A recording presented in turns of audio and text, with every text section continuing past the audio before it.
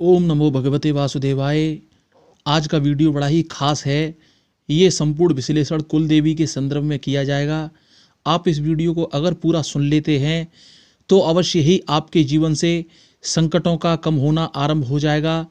और यदि आप इस वीडियो को स्किप करेंगे या छोड़ देंगे तो इससे आपका बहुत बड़ा नुकसान होने की संभावना है, क्योंकि ये वीडियो आपके जीवन में सुख समृद्धि लाने वाला वीडियो सिद्ध होगा। आपके संपूर्ण कार्यों की पूर्ति करने वाला ये वीडियो होगा, इसलिए इस वीडियो को पूरा सुनना। तो चलिए आरंभ करते हैं अपनी कुलदेवी का नाम लेकर। ओम श्री कुलदेव्ये नमः।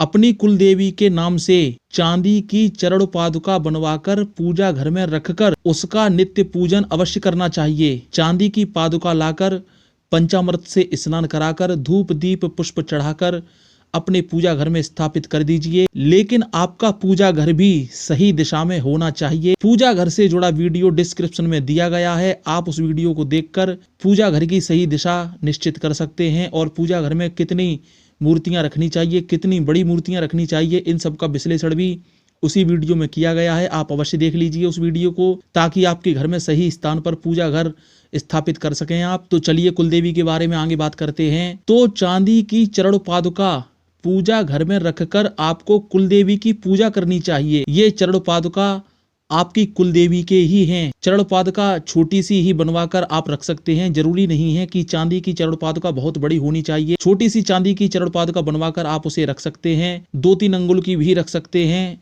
और उसी चरण पादुका पर आपको कुलदेवी का नाम लेकर उनकी पूजा करनी चाहिए। अगर आप चरण पादुका नहीं रख सकते चांदी की, रोजाना की पूजा में सुबह और शाम जब भी आप पूजा करें ओम श्री कुलदेव्ये नमः इतना आप अवश्य बोलते रहिए, क्योंकि आपकी कुलदेवी आपकी पीढ़ी दर पीढ़ी रक्षा करती हैं। इन्हीं के आशीर्वाद से आपका वंश बढ़ता है। तो आपका ये दायित्व और कर्तव्य बनता है कि अपने बुजुर्गों से अपनी कुलदेवी का नाम, उनका पता, उनका मंदिर कहाँ है, ये सब आपको जानकारी में अवश्य रखना चाहिए। उनका नाम जानने के पश्चात उन्हीं के नाम से उनकी नित्य पूजा करनी चाहिए। और उनके मंदिर में जाकर जो भी आपकी रीति रिवाज हो कुलदेवी से संबंधित, उसी रिवाज और उसी ढंग से इनका पूजन अवश्य करना चाहिए। अगर आपको इनका नाम और मंदिर नहीं पता, बुजुर्गों से भी नहीं मालूम होता, तो ओम श्री कुलदेव्ये नमः अपने पूजा घर में पूजा के समय नित्य नाम लीजिए। किसी तीर्थ स्थान पर यदि आप दर्शन करने को जाते हैं तो वहां भी ओम श्री कुलदेव्ये नमः इतना अवश्य बोलिए। नवरात्रि में जब आप अग्यारी करते हैं 9 देवियों की, उसी अग्यारी में एक आहुति अपनी कुलदेवी के नाम से भी अवश्य दीजिए। ओम श्री कुलदेव्ये स्वाहा, इस प्रकार से आपको एक आहुति रोजाना देनी है। आहुति के लिए आप लौंग भी चढ़ा सकते हैं, लेकिन लौंग 2 चढ़ानी है जोड़े से, और लौंग फूल वाली होनी चाहिए, टूटी हुई बिल्कुल भी इस्तेमाल नहीं करनी है। ये भी आपको ध्यान रखना है। नवरात्रि में 9 कन्याओं को जब आप जमाती हैं, भोजन कराती हैं, 9 कन्याओं का पूजन करती हैं, उसमें एक कन्या को और बुलाकर अपनी कुलदेवी के नाम से उनको भोजन कराना चाहिए, उनको पूजना चाहिए। इस प्रकार से आपकी 10 कन्याएं हो जाएंगी। उचित दान दक्षिणा देकर, भोजन देकर इनको संतुष्ट करना चाहिए, इन्हें प्रसन्न करना चाहिए, जिससे कि आपकी सभी इच्छाएं पूर्ण होती हैं। लेकिन ये जब आप कन्याओं का पूजन करें तो 3 वर्ष से 10 वर्ष तक की ही कन्या होनी चाहिए, इस बात का आपको ध्यान रखना है। और जिस कन्या को आप अपने यहाँ पूजन के लिए बुलाते हैं, उस कन्या के यहाँ किसी भी प्रकार का सूतक पातक नहीं होना चाहिए। मैंने कुछ घरों में देखा है कि नवरात्रि में, ये हकीकत की बात मैं आपको बता रहा हूँ, एक व्यक्ति ने 9 कन्याओं के पूजन के लिए किसी घर से एक कन्या को बुलाया, और उस कन्या के घर में किसी संतान ने जन्म लिया था, और उसी सूतक वाली कन्या को उन्होंने भोजन कराया, पूजन भी किया। तो इस प्रकार की कन्या आपको नहीं बुलानी है जिसके घर में सूतक पातक चल रहा हो। इस बात का आपको विशेष ध्यान रखना है, अन्यथा परिणाम विपरीत हो सकता है। घर में होने वाले शुभ और मांगलिक कार्यों में भी अपनी कुलदेवी को भोग प्रसाद अवश्य देना चाहिए। कुलदेवी की शक्ति आपके मुख्य द्वार पर रहकर आप सभी की रक्षा करती है, आपकी विरोधियों से रक्षा करती है। अंतरिक्ष में जो गंदी और नकारात्मक शक्तियां भ्रमण करती हैं, उनको आपके घर में प्रवेश करने से रोकती हैं कुलदेवी। विरोधी द्वारा तंत्र मंत्र, टोना टोटका, नजर, हाय बद्वा, इन सब को भी आपके घर के सदस्यों पे आने से कुलदेवी ही रोकती है। इसलिए कुलदेवी का नाम, उनकी पूजा अवश्य करनी चाहिए। लेकिन वर्तमान में कुलदेवी को हम सब ने भुला दिया है, जिसके कारणवश कुलदेवी का प्रकोप और उनके द्वारा रक्षा ना करने का विधान लागू हो चुका है। हम कुलदेवी को भूल चुके हैं, ना ही उनको भोग देते हैं, ना ही उनको प्रसाद देते हैं, जिसके फलस्वरूप कुलदेवी ने हमारी रक्षा करना बंद कर दिया है। हमारे मुख्य द्वार से कुल देवी ने अपना पहरा हटा दिया है और फलस्वरूप घर में अनेकों प्रकार की नकारात्मक शक्तियां प्रवेश कर जाती हैं। आए दिन किसी ना किसी व्यक्ति के साथ दुर्घटना होती रहती है। आपका पूरा रुपया पैसा हॉस्पिटल में जाने लगता है। आपकी घर की संतानें शिक्षा से मुंह मोड़कर गलत रास्ते पर चली जाती हैं। आपका व्यवसाय, आपका बिजनेस पूरा बंद हो जाता है। ये सभी कुछ कुल देवी को न पूजने के कारण ही होता है। अगर आप कुल देवी को प्रसन्न नहीं रखते तो आप कितनी भी पूजा कर लीजिए, आप ईश्वर को भी प्रसन्न नहीं कर सकते। आपकी पूजा अंतरिक्ष में भ्रमण करती रहती है, वो सही स्थान तक नहीं पहुंच पाती। इसलिए अपनी कुल देवी के प्रति अपना विश्वास और समर्पण वहां अवश्य रखिए। कुल देवी के पूजन में कोई खास प्रकार की पूजा नहीं की जाती, बस रोजाना की पूजा के दौरान उनका नाम लेते रहिए। अगर नाम पता है तो, नाम नहीं पता तो ओम श्री कुलदेव्ये नमः इतना अवश्य बोलिए। और मंदिर में जाएं तो वहाँ पर कुल देवी के नाम से आप नारियल भी चढ़ा सकते हैं। हवन पूजा अनुष्ठान के समय यदि यज्ञ हो रहा है तो उसमें भी आहुति अपनी कुल देवी के नाम से छुड़वा सकते हैं। कोई खास विधान नहीं होता है इनकी पूजा में, बस इसी प्रकार से उनका पूजन किया जाता है। और यदि आपको नाम पता है तो नाम से आपको आहुति लगवानी है।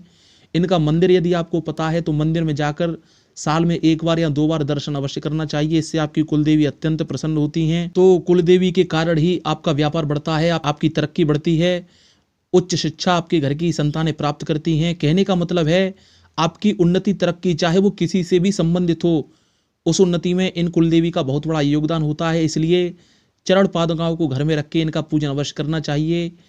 चरण पादुका नहीं ला सकते तो केवल श्री कुलदेव्ये नमः इतना अवश्य बोलते रहिए, विश्वास, श्रद्धा और समर्पण के साथ।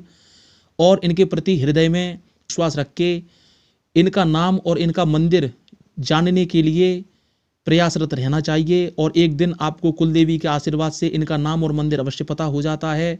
जिस कन्या का विवाह हो चुका हो वो कन्या अपने ससुराल की ही कुलदेवी का पूजन कर सकती है। मायके की कुलदेवी की पूजन में वो शामिल हो या ना हो, इससे कोई फर्क नहीं पड़ता।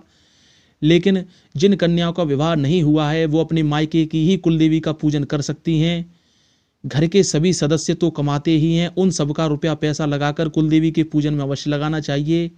अगर घर का एक सदस्य कुलदेवी के पूजन में पैसा खर्च करता है तो इससे भी आपकी कुलदेवी प्रसन्न होने में बहुत विलंब लेती हैं। इसलिए घर के जितने भी सदस्य हैं सभी को कुलदेवी के पूजन में पैसा लगाना चाहिए। भले ही आप सदस्य एक दूसरे से बात करते हों या ना करते हों, लेकिन कुलदेवी के पूजन में सभी को सम्मिलित होकर उनका पूजन सहयोग से करना चाहिए, जिससे कि आप सभी पर आशीर्वाद बने और आपके यहाँ वंश वृद्धि होती रहे।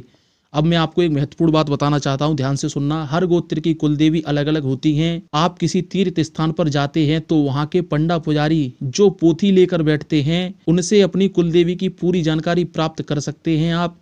ये पंडा पुजारी भी हर गोत्र के अलग अलग होते हैं। जैसे अगर आपका गोत्र मिश्रा है तो मिश्रा खानदान का पूरा ब्यौरा मिश्रा जाति के ही पंडा पुजारी पर मिलेगा। वही आपकी कुलदेवी, उनका स्थान, उनका मंदिर, वो सब कुछ बता सकते हैं। लेकिन बड़ी ही दुख की परिस्थिति ये है कि जब हम लोग तीर्थ स्थानों पर जाते हैं तो सेल्फी लेते हैं, रेस्टोरेंट में खाना पीना खाते हैं, लेकिन हम अपने पंडा पुजारी के पास बिल्कुल भी नहीं जाते जो हमारे कुल से संबंधित है, जो हमारे कुल का पीढ़ी दर पीढ़ी का ब्यौरा अपने पास रखता है। इससे आपको एक फायदा और होगा कि आपके पितरों के बारे में भी पता चल जाएगा कि आपके दादा के परदादा के, चाचा के, ताऊ कितने भाई थे। ये सभी कुछ आपको जानकारी वो दे देते हैं आसानी से।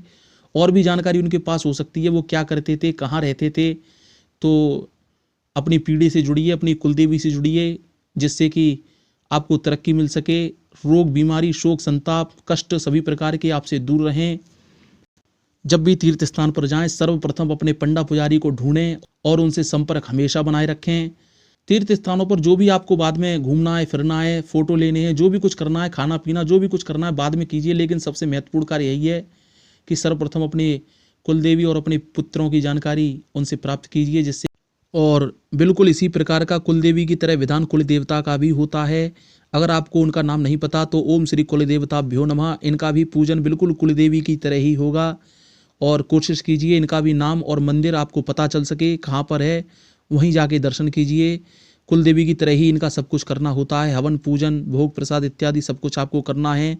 नवरात्रि में भी आप कुलदेवता के नाम से एक छोटे से बालक जो 10 वर्ष से कम का हो उसको भोजन प्रसाद खिला सकते हैं, उसका पूजन कर सकते हैं। इससे आपको बहुत ही आशीर्वाद कुलदेवता का मिलता है, तो जिससे कि आपको उनका आशीर्वाद मिल सके।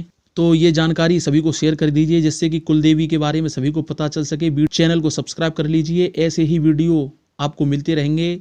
सनातन संबंधी संपूर्ण प्रकार के भ्रम और समस्याएं, इन सब का निवारण आपका होता रहेगा। चैनल को सब्सक्राइब जरूर कीजिए, वीडियो शेयर भी कीजिए और भी लोगों को ये जानकारी मिल सके, उनका भी भला हो सके, फलस्वरूप आपको भी पुण्य अवश्य मिलता है। माँ भगवती कामाख्या से हम ऐसी प्रार्थना करते हैं, आपको तरक्की दे, उन्नति दे, आपकी पीढ़ी दर पीढ़ी वृद्धि होती रहे, वंश वृद्धि होती रहे, आपका व्यापार बिजनेस अच्छा चलता रहे। माँ भगवती कामाख्या आप सभी को सुखी रखे, आप सबको सद्बुद्धि दे। जय माँ भगवती।